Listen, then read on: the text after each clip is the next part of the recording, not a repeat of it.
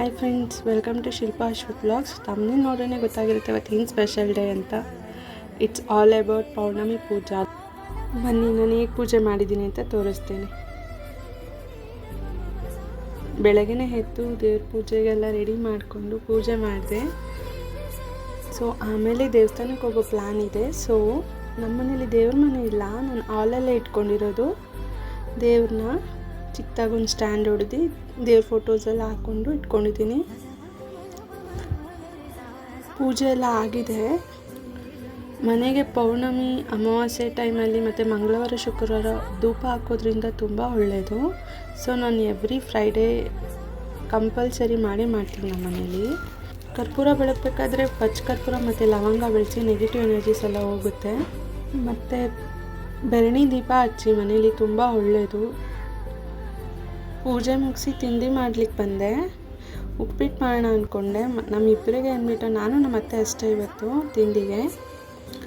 So ಎಲ್ಲ ready ಮಾಡಿ ಉಪ್ಪಿಟ್ಟು ಮಾಡಿ ಬೇಗ ನಾನು ಈ ಉಪ್ಪಿಟ್ಟು ರೆಸಿಪಿನ ಯೂಟ್ಯೂಬಲ್ಲೇ ನೋಡಿದ್ದು. ರೆಸ್ಟೋರೆಂಟ್ ಸ್ಟೈಲ್ ಅಂತ ಫಸ್ಟ್ ಟೈಮ್ ಟ್ರೈ ಮಾಡ್ತಿದ್ದೀನಿ. ಬಟ್ ಚೆನ್ನಾಗಿ ಬಂದಿತ್ತು. ನಿಮಗೆ ಬೇಕಿದ್ದರೆ ಹೇಳಿ, ನಾನು ಇದ್ರದ್ದು ಲಿಂಕ್ ಬೇಕಂದರೆ ಕಳಿಸ್ಕೊಡ್ತೀನಿ, ಕಮೆಂಟ್ ಮಾಡಿ. ತುಂಬ ಈಸಿ, 5 ಮಿನಿಟ್ಸಲ್ಲೇ ಆಗುತ್ತೆ. ಎಲ್ಲ ಪ್ರಿಪೇರ್ ಆಗಿದ್ದರೆ ಬಿಸಿನೀರು ಇಟ್ಕೊಳ್ಳಿ, ಬೇಗ ಆಗುತ್ತೆ. ಕಲರ್ಫುಲ್ಲಾಗಿ ಬಂದಿತ್ತು ಉಪ್ಪಿಟ್ಟು ಮಾತ್ರ. ತುಂಬ ಈಸಿಯಾಗಿ ಮಾಡಿದ್ದೀನಿ ನಾನು. ಉಪ್ಪಿಟ್ಟು ಇಷ್ಟು ಬೇಗ ಮಾಡ್ಬೋದಾ ಅಂತ ಅನ್ನಿಸ್ತು ನನಗೆ. ನಾನು ಪ್ರಿಪೇರ್ ಮಾಡಿದ್ಮೇಲೆ ಗೊತ್ತಾಗಿದೆ ಬೇಗ ಮಾಡ್ಬೋದು ಅಂತ. ಫೈನಲಿ ಉಪ್ಪಿಟ್ಟು ರೆಡಿ ಆಯಿತು. ಅಲ್ಲಿಂದ ದೇವಸ್ಥಾನಕ್ಕೆ ಬಂದರೆ ನಾನು ನಮ್ಮ ಅತ್ತೆ ತುಂಬ ಕ್ಯೂ ಇತ್ತು. ನಮ್ಮ ಅತ್ತೆ ಕೇಳ್ತಿದ್ದಾರೆ, ಇವತ್ತೇ ದೇವ್ರನ್ನ ನೋಡ್ತೀವಮ್ಮ ನಾವು ಅಂತ. ನಮ್ಮ ಅತ್ತೆ ಗೊತ್ತಿಲ್ಲ ನಾನು ವಿಡಿಯೋ ಮಾಡ್ತಾ ಇರೋದು, ಅವರಿಗೆ ಸರ್ಪ್ರೈಸ್ ಆಗಿರಲಿ ಅಂತ ಮಾಡ್ತಾಯಿದ್ದೆ.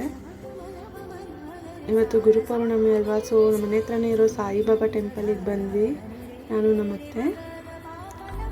ತುಂಬ ಜನ ಇದ್ದರು. ಫೈನಲಿ ದೇವಸ್ಥಾನದ ಒಳಗಡೆ ಎಂಟ್ರಿ ಆದ್ವಿ. ನೋಡಿ ಎಷ್ಟು ಜನ ಇದ್ದಾರೆ ಅಲ್ಲಿ ಅಂತ. ದೇವ್ರನ್ನ ನೋಡಿ ತುಂಬ ಖುಷಿ ಆಯಿತು. ಅಲ್ಲಿ ದೇವ್ರು ನೋಡೋಕ್ಕೂ ಬಿಡ್ತಿಲ್ಲ, ಮುಂದೆ ಹೋಗಿ ಅಂತಿದ್ದಾರೆ, ಅಷ್ಟು ಜನ. ತುಂಬ ಚೆನ್ನಾಗಿದೆ ಟೆಂಪಲ್ಲು. ಬೇಕಂದರೆ ಲೊಕೇಶನ್ನು ಶೇರ್ ಮಾಡ್ತೀನಿ ನಾನು. ಅಲ್ಲಿಂದ ಹೊರಗಡೆ ಬಂದ್ವಿ. ಪ್ರಸಾದ ಕೊಡ್ತಾಯಿದ್ರು, ತೊಗೊಂಡ್ವಿ.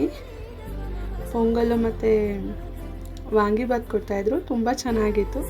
ಆಮೇಲೆ 2 ಫೋಟೋಸ್ ಕ್ಲಿಕ್ ಮಾಡ್ಕೊಂಡು ಹ್ಯಾಪಿ ಮೂಮೆಂಟ್ಸಿಂದ ಈಚೆ ಬಂದ್ವಿ. ಹೀಗೆ ಸಪೋರ್ಟ್ ಮಾಡ್ತೀರಿ. Thank you.